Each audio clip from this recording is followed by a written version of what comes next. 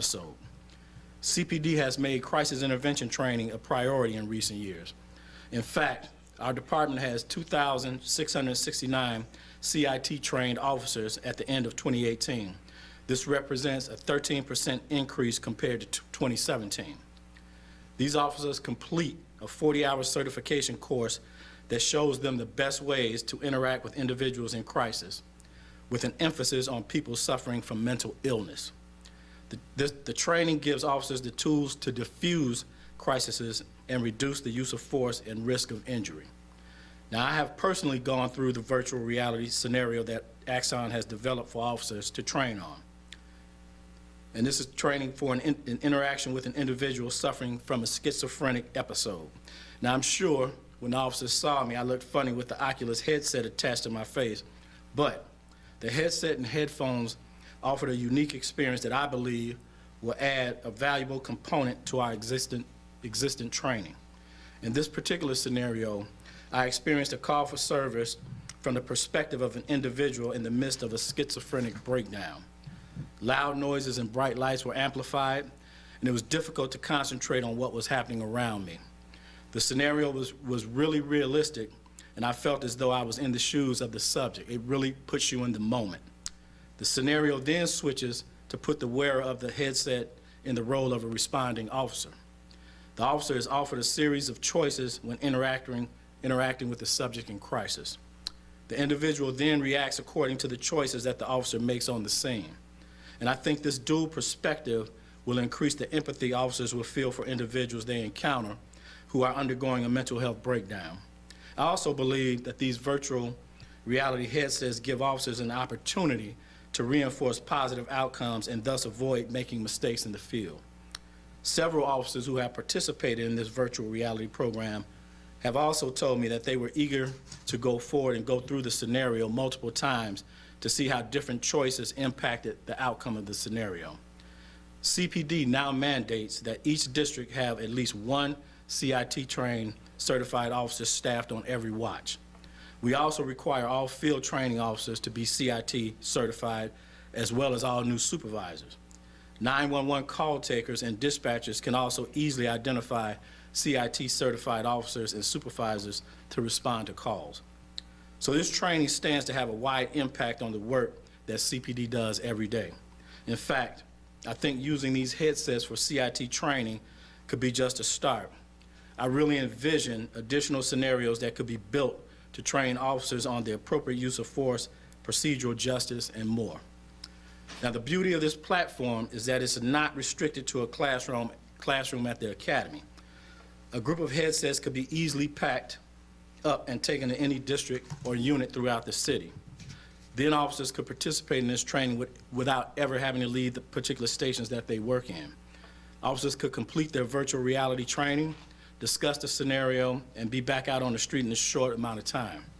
I think virtual reality would be another component to a technology platform that already includes successful gunshot detection systems, body-worn cameras, security cameras, and mobile technology that's designed to make our officers more prepared when they arrive on the scene of an incident. Now, other departments throughout the country have taken notice of the technology that Chicago's developed in recent years. And I'm always eager to host visiting police chiefs and commanders who are curious to see how we're using these advancements to improve public safety.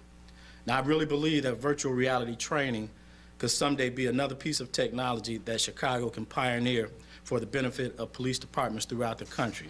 So all that means that I'm really excited to see how this pilot program will play out in CPD, and I really have high hopes of what's down the road. So now I'd like to introduce Laura Brown, Axon's Senior Director of Training, to talk a bit more about this exciting piece of technology. Laura? Awesome. Thank you, Chief. Great. So do you want me to give a kind of overview, Carly, or? We can open up to questions. I'm ready for questions, but I can also describe the technology itself. So we developed this starting last summer. We launched the schizophrenia piece in October of 2018. We are announcing the autism piece actually today. It'll be available at the end of this month. We're using an Oculus Go headset. It's a consumer piece of technology, very light and easy to access and use at the agency level.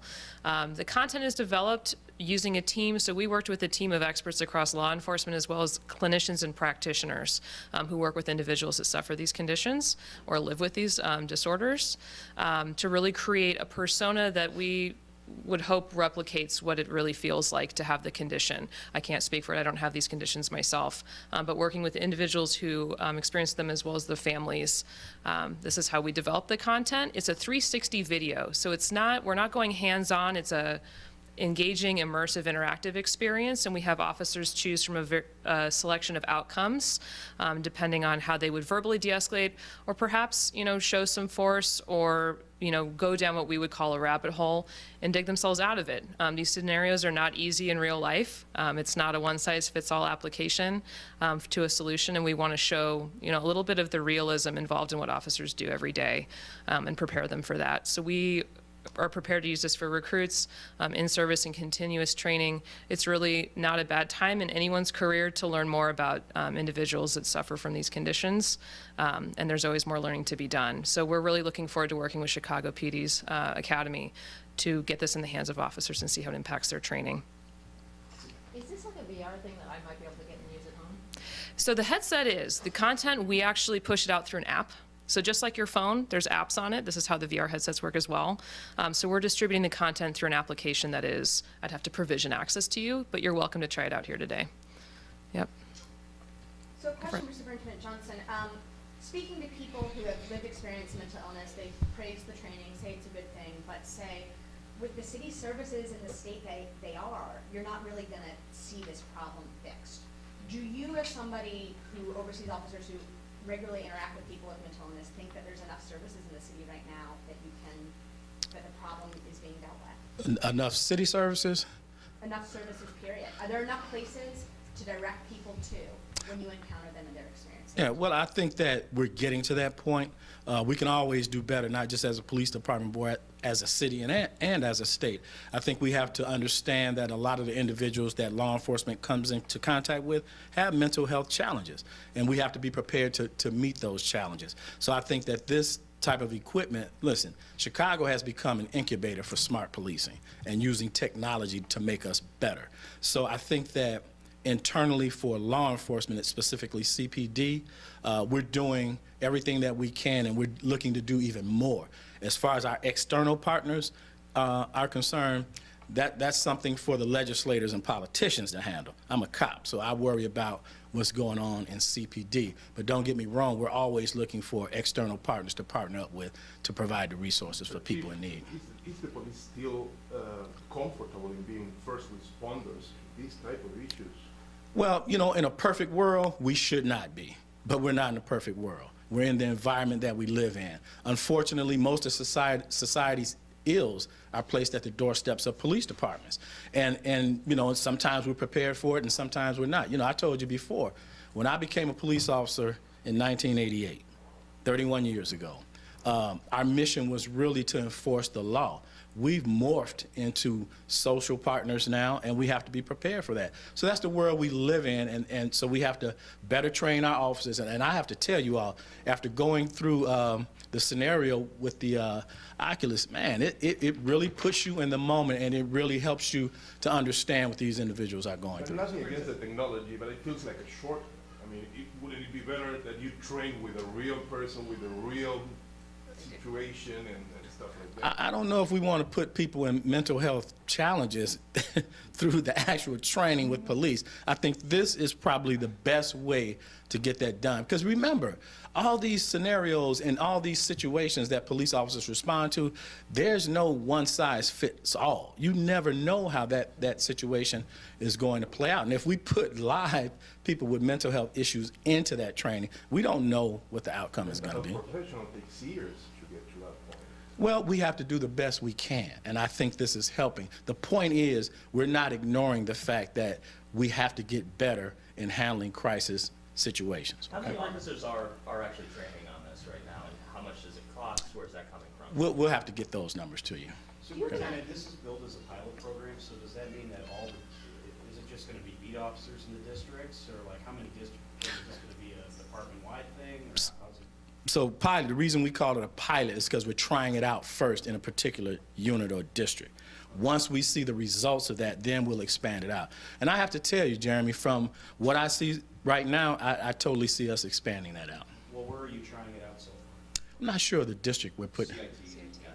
The CIT at the academy? So this is gonna supplement the training that everyone's required to go through for the CIT? Correct, correct. And I'll tell you this, I've been doing this a long time, and training in classrooms and just simply PowerPoints, that just doesn't work. It doesn't. You know, we have to be more scenario-based to put these officers in the moment. When I went through that scenario, it gave you choices. And that person that was in a mental health crisis, he responded to the choices that you made. And I tell you, that's cutting-edge stuff. So we just have to, you know, use it. And they have agreed Axon is going to develop other scenarios and programs for us to be able to use it. You mentioned that the job of services belongs to the legislature. What would be your ask of them?